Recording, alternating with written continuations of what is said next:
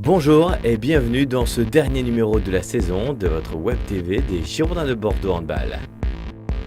Retour sur l'ultime match à domicile, les Girondins recevaient dans le choc des leaders l'équipe de Gonfreville. Avant le coup d'envoi, la convention club était signée avec les collèges Jacques Ellul et Léonard Lenoir.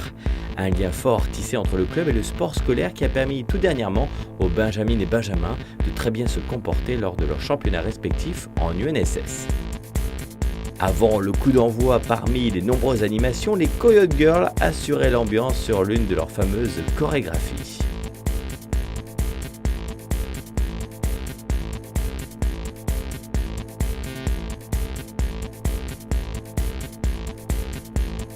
Dans les têtes des Marinés Blancs, l'enjeu était ardu, faire tomber le leader et terminer la saison sur une victoire. L'entame de match, malgré l'envie de Florian Mousset, d'Antoine Damien ou encore de Cédric Lignol, allait pencher plutôt en faveur des Normands, avec un arbitrage clairement dès le début en faveur du leader.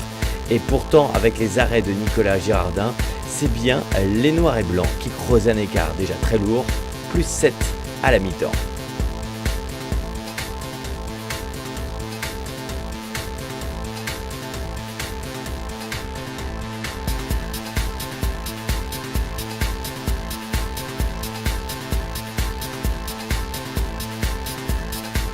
La reprise s'avérait de bien meilleure facture pour Rémi Andrieux, Xavier Villacampa et à nouveau Rémi Andrieux, buteur.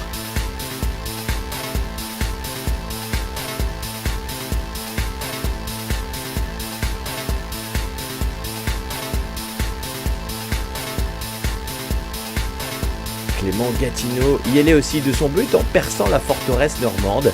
Les contre-attaques étaient payantes côté girondin.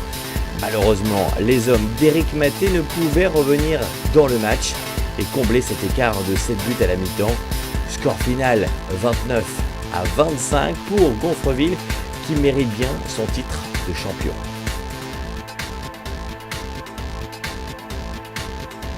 Nos Girondins terminent la saison à la 2e place après une dernière victoire il y a quelques jours en terre nordiste à Dunkerque.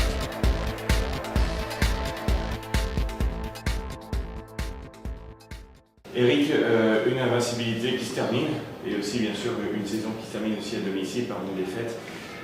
C'est pas ce que vous attendiez, j'imagine. Non, c'est pas ce qu'on attendait. Après, on a l'impression que depuis que l'objectif n'est plus inatteignable, il manque un peu de liant dans l'équipe parce que ça fait 2 fois qu'on n'a pas forcément tous les ingrédients nécessaires pour remporter un match. Même si je pense que ce soir, l'arbitrage a protégé Gonfreville du début à la fin. Et ça s'est vu dès le début sur les sanctions qui nous ont été accordées et dans le laxisme concernant les joueurs de Gonfreville. Mais nous, on n'a pas été à la hauteur. On n'a pas été à la hauteur depuis que l'objectif n'est plus là. Contre Gien, on n'a pas été à la hauteur. Là, on n'est pas à la hauteur non plus. On loupe beaucoup de shoots. Donc voilà, je pense que malheureusement, l'équipe est peut-être plus tout à fait dans la même dynamique depuis que l'objectif de l'accession n'est plus jouable. Il reste un match à jouer, hein, en parlant justement de jeu. Comment vous allez aborder les derniers matchs de la saison? On a un match à jouer à Dunkerque, donc un peu compliqué parce que c'est en déplacement. Donc on pouvait essayer de réunir les ingrédients qu'on voulait pour finir bien devant notre public, ça n'a pas été le cas. Alors, Dunkerque est peut-être un adversaire plus faible, encore faut-il qu'on ne les prenne pas non plus de haut et qu'on puisse faire ce déplacement dans les meilleures conditions. Voilà, ce qui clôturera la saison, c'est vrai que ça serait bien malgré tout de finir par une victoire. Eric, première saison, est-ce que vous avez déjà les yeux portés vers la prochaine, la saison 2012-2013? Systématiquement, on se projette effectivement vers l'avant, alors que ce soit dans le championnat à chaque fois sur comment l'équipe pourrait progresser plus à l'intérieur du championnat, et quand le championnat prend fin, forcément aussi sur la saison d'après, donc en essayant d'essayer d'améliorer un petit peu l'équipe par petites touches, parce qu'on ne veut pas révolutionner non plus le groupe, donc on veut garder une certaine stabilité, et donc avoir trois joueurs éventuellement qui pourraient rejoindre le groupe. Donc pour l'instant il est encore un peu tôt pour en parler, mais ça devrait se dessiner très rapidement. Vous avez déjà quelques noms en tête? Oui, bien sûr, on a plusieurs contacts et qui sont encore tôt pour les dévoiler, pardon, mais on avance effectivement dans ce sens. Eric, merci beaucoup. Xavier, d'abord sur un point personnel, c'était votre retour à la salle Jean Doguet pour le dernier match de la saison. C'était un vrai plaisir aussi d'attaquer comme ça. C'est sûr que j'ai eu pas mal de problèmes ces derniers temps physiques. Le dernier match que j'ai fait, c'est pas forcément très bien terminé pour moi. Là, retour,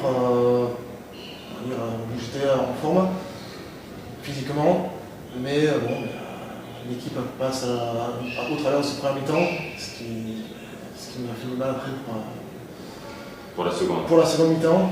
On est à -4 là, on est à -4 dans cette fin de match. Il y a eu des écarts assez importants en première période, c'est vrai que tout s'est joué ici. Mais on n'a pas su rentrer comme il fallait dans le match, c'est sûr on est mené 17-10 à la mi-temps. C'est beaucoup trop face à une équipe de Gonfreville qui monte en Pro D2 l'an prochain. Donc après, on fait ce qu'on peut pour revenir, mais on ne peut pas passer de l'ombre à la lumière comme ça. Ça n'a pas marché, tout n'a pas marché comme il fallait. Quel est votre état d'esprit? On en parlait un petit peu avec le coach il y a quelques instants, mais vous, dans l'effectif, comment vous portez vers le prochain match qui jouera en terre nordiste, mais aussi vers la prochaine saison? Quels sont vos états d'esprit? L'état d'esprit qu'on a, c'est que pour certains, ça va être le dernier match sous le maillot des Girondins. Donc bon, on va essayer quand même de faire mieux qu'ici, parce que ce serait bien de terminer sur une bonne note. C'est quand même un groupe sympa avec lequel on a passé tout le moment. Donc l'objectif va être forcément d'aller gagner, d'aller faire quelque chose là-dedans. Après, pour l'avenir, on va voir, on ne sait pas encore trop comment ça va se passer, quels joueurs vont arriver, à quel poste. On verra après on en saura un peu plus j'espère bientôt. Alors vous, sur un plan personnel, quel va être votre futur sous le maillot des Girondins la saison prochaine? Voilà. Ouais. Je vais faire ma 10e saison l'an prochain.